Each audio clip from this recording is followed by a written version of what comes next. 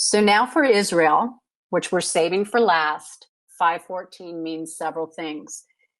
If we remember, Yahweh exiled the Canaanites from Israel because of their child sacrifice and pagan idolatry of Moloch. They became the wanderers and eventually the Khazarian mafia that would rule our world.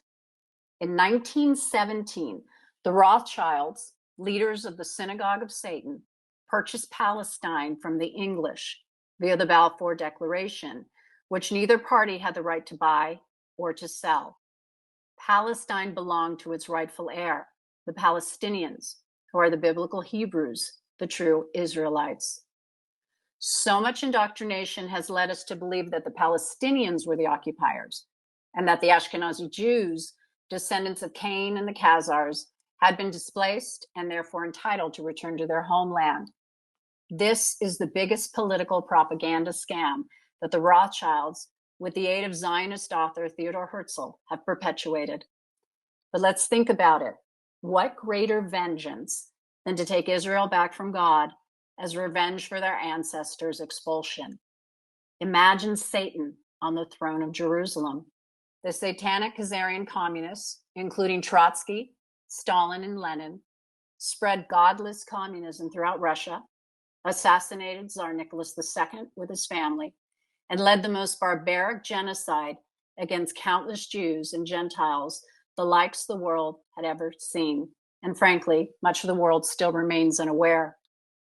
Over 60 million people were brutally killed within a 50-year period.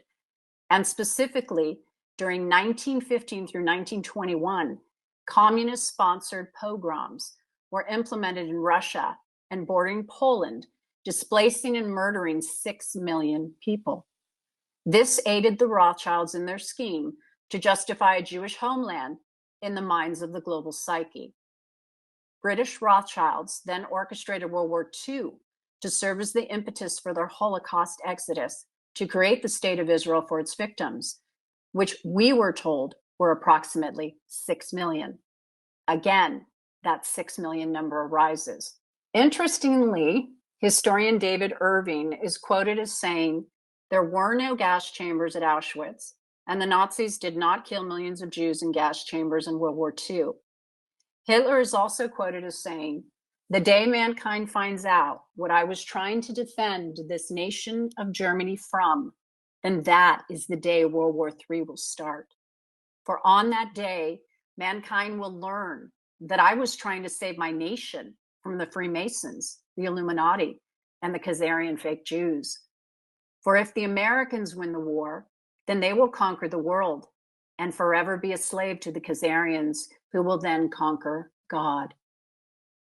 In late 1947, the UN General Assembly, adopted Resolution 181 to partition Palestine into Arab and Jewish states, with just 33 votes in favor.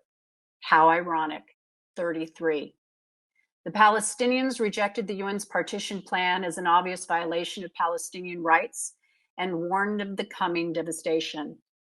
On March 10, 1948, the Zionist paramilitary adopted Plan Dalet, which laid out a strategy of ethnic cleansing and eviction of 750,000 Palestinians, also known as the Nakba, a combination of massacres, razed homes, and theft of assets and land.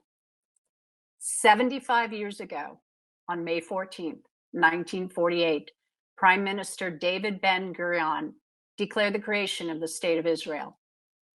Golda Meir, a male to female transsexual who would become the fourth Prime Minister of Israel, became one of the signatories of Israel's independence of declaration.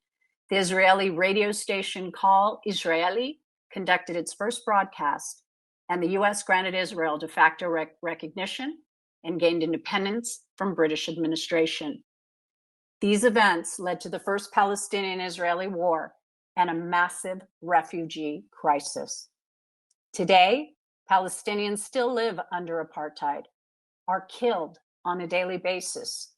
Schools and homes are razed at whim, and Palestinian children are still kidnapped for the trafficking of their organs by the Israelis. Zionist forces control 78% of Palestinian territory, with the rest divided into what are now the occupied West Bank and the Gaza Strip. The world seems to stand by and watch as the United States remains allies to the Israeli government, the Khazarian mob, the satanic cabal. The Israeli flag with the Star of David, with a stripe above it and a blue stripe below it, is not a biblical symbol, but one that represents Satan ruling the heavens and the earth. But this is all about to change.